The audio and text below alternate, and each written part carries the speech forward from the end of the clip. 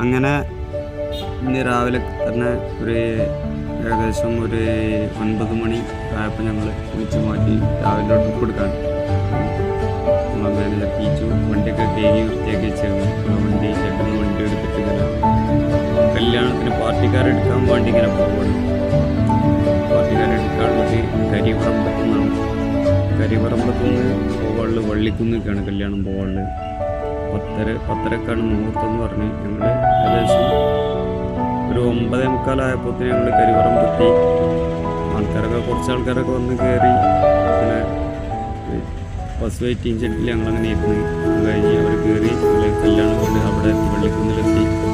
അവിടെ നല്ലൊരു തെങ്ങുന്തോപ്പൊക്കെ കണ്ട് അതൊക്കെ അങ്ങനെ വിട്ടു. പിന്നെ കുറച്ച് മക്കൾ മഞ്ജുലാസിൻ്റെ ഫാൻസുകാർ വന്ന് അതിൻ്റെ ഉള്ളിൽ കാണണമെന്ന് പറഞ്ഞ് പുറം കാണുമെന്ന് പറഞ്ഞ് ഒരു ആയൊക്കെ തന്നു. ആയി ടാറ്റ എന്നൊക്കെ പറഞ്ഞിട്ട് കാണിച്ചങ്ങനെ പോയി. അങ്ങനെ കല്യാണം വീട്ടുകാരെ ഞങ്ങൾ ആ കല്യാണത്തിന് ക്ഷണിച്ച് വിളിച്ച്. ചേച്ചിയാണ് കല്യാണത്തിന് വണ്ടി ഏൽപ്പിച്ചിട്ടുള്ളത്. അപ്പോൾ ചേച്ചി വിളിച്ച് ഉറപ്പിച്ചപ്പോൾ ഞങ്ങൾ പോയി. അപ്പോൾ തന്നെ പോകണ്ടില്ലായിരുന്നു, മുഹൂർത്തം ആവണമില്ലായിരുന്നു. അങ്ങനെ അത് കഴിഞ്ഞ് കല്യാണത്തിൽ ചെന്നു. അപ്പോഴും ചേച്ചി മാടി വിളിക്കുന്നുണ്ട്, പെട്ടെന്ന് വരുമെന്ന് പറഞ്ഞിട്ട്. അങ്ങനെ കല്യാണത്തിന് പന്തലിലൊക്കെ എത്തി. പന്തലെത്തിയപ്പോൾ നിൽക്കാനും തിരിയാനും സ്ഥലമില്ല. അങ്ങനെ പുതിയണ്ണും വരനും അതും കൂടി സ്റ്റേജിൽ അങ്ങനെ നിൽക്കുന്നുണ്ട്. ഞങ്ങളൊക്കെ ടാറ്റൊക്കെ തന്നു. കഴിഞ്ഞ് ഫുഡ് കഴിക്കാൻ ചെന്ന് ഞങ്ങൾ ഉദ്ദേശിച്ചപ്പം ബീച്ചൊക്കെ നല്ല സെറ്റിലാണ്. സാമ്പാറും സദ്യയാണ്. അപ്പോൾ സാമ്പാറും ഒക്കെ ഭയങ്കര ഇഷ്ടമാണ്. സദ്യയാവാൻ ഭയങ്കര തിരക്കാണ്. ചേരൊക്കെ പിടിപ്പലൊക്കെ കൂട്ടിക്കാണ്ട് ചേരൊക്കെ കിട്ടിയതാണ്.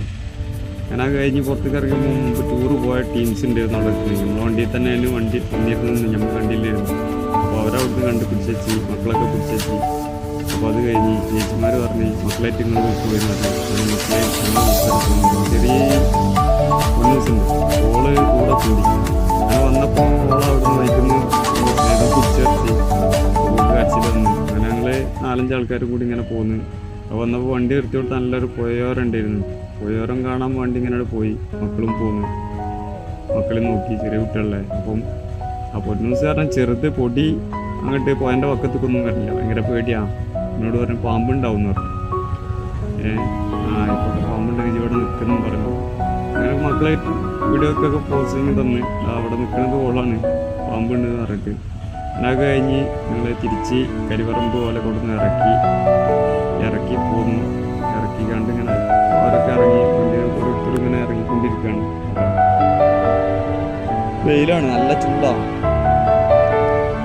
പിന്നെ അത് കഴിഞ്ഞ് ഒരു ഇങ്ങനെ ഇറങ്ങി. അപ്പോൾ ഇങ്ങനെ ഇറങ്ങി കഴിഞ്ഞ് മക്കളൊക്കെ സങ്കടത്തിൽ പാട്ടൊക്കെ ഇട്ട് ഡാൻസൊക്കെ കളിച്ചാണ് അവർ വരുന്നത്. ഇറങ്ങിയിട്ടും വണ്ടീൻ്റെ മുന്നിൽ നിന്ന് പോകുന്നില്ല.